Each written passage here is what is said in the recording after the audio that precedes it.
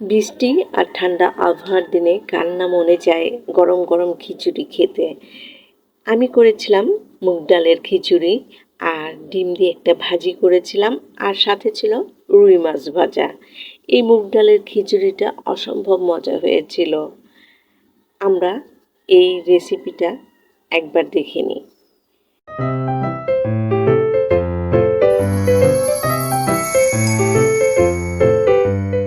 আসসালামু আলাইকুম। কেমন আছেন সবাই? আশা করি সবাই ভালো আছেন। আমিও আপনাদের দোয়া ও আল্লাহর অশেষ মেহেরবানিতে ভালো আছি, আলহামদুলিল্লাহ।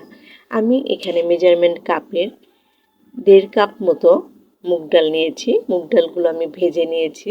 এবার এগুলো আমি ভালো করে ধুয়ে নিব। তারপরে এদিকে একটি ফ্রাই প্যানে আমি পরিমাণ মতো পানি দিয়ে দিলাম। পানিটা একটু গরম হয়ে গেছে। তারপর আমি ধুয়ে রাখা মুগ ডালগুলো এখানে আমি সেদ্ধর জন্য দিয়ে দিচ্ছি। মুগ ডাল আর চাউল একসাথে দিলে কখনো দেখা যায় মুগ ডালগুলো একটু শক্ত হয়ে আছে। এই জন্য আমি এই অল্প পানি দিয়ে এটাকে সিদ্ধ করে নিচ্ছি। এবার একটি খুন্তি দিয়ে নাড়াচাড়া করে আমি এটা ঢেকে দেব। আমি মুগ ডাল সিদ্ধ করার সময় একটু লবণ দিতে ভুলে গিয়েছিলাম, তাই দিয়ে দিলাম এখানে আধা চামচ লবণ। আবার একটু নাড়াচাড়া করে ঢেকে দিচ্ছি।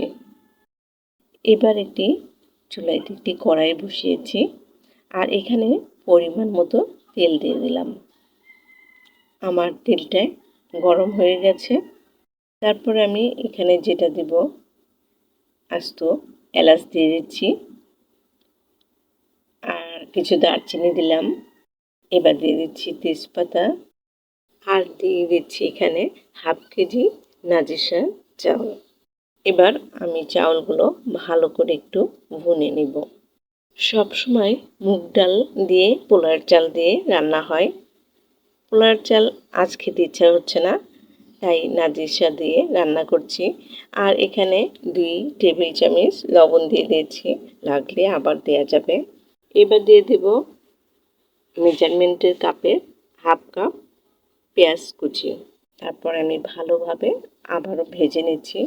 এবার বাকি উপকরণগুলো দিয়ে দিচ্ছি। এখানে ছিল একটু আদা কুচি, তারপরে রসুন কুচি। আবারও আমি সবগুলো ভালো করে একটু নেড়ে নেব। আর এখানে আমি পানি দিয়ে দিচ্ছি। এখানে আমি গরম পানি রেখেছিলাম। আমি এখানে 1/2 কেজির জন্য 4 পোয়া পানি দিচ্ছি। আমাদের 1 পোয়ার জন্য লাগে 2 পোয়া পানি। আরও 1/2 কাপ পানি দিয়ে দিলাম এখানে।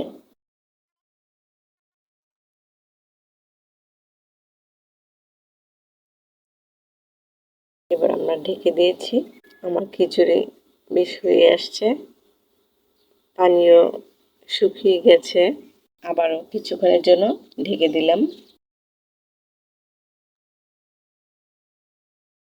আর এদিকে যে মুগ ডালটা সিদ্ধ করে রেখেছিলাম এটা এখন দিয়ে দিচ্ছি। আমি 2 ভাবেই করি, এভাবে করি, আবার চাউলের সাথে যে চাউলটা হতে একটু দেরি হয় সেটার সাথেও আমি মুগ ডাল আর চাউল একসাথে মিশিয়েও এভাবে করি। তারপর আমি ভালো করে নেড়ে নিচ্ছি। খিচুড়িটা দেখেন অনেক ঝরঝরা হয়ে গেছে। নাজিরশাহ চাল তো একটু তাড়াতাড়ি হয়ে যায়। সেটার সাথে ডালটা দিয়ে একসাথে করলে আমার ডালটা শক্ত থাকতো, তাই ডালটা এভাবে আগে থেকে একটু সিদ্ধ করে নিয়েছি। আবারও কিছুক্ষণের জন্য ঢেকে দিলাম। আমার খিচুড়ির চালটা প্রায় হয়ে আসছে। আবার আমি কিছুক্ষণ ঢেকে দিচ্ছি। আবারও আমি একটু নেড়ে নিচ্ছি। এবার লাস্টে এই কাঁচা মরিচগুলো আমি এখানে দিয়ে দিচ্ছি। এখানে আমি লাল আর সবুজ কিছু কাঁচামরিচ মাঝখান থেকে চিড়ে নিয়েছি, এর জন্য লাস্টের দিকে এটা দিয়ে দিলাম। তারপর আমি আবারও ভালোভাবে একটু উল্টে পাল্টে নিচ্ছি খিচুড়িগুলো অনেক ঝরঝরা হয়েছিল আর গরম গরম খেতে খুব মজা লাগছিল, মানে ভালো লাগছিল। এই হচ্ছে আমার মজাদার মুগ ডালের খিচুড়ি।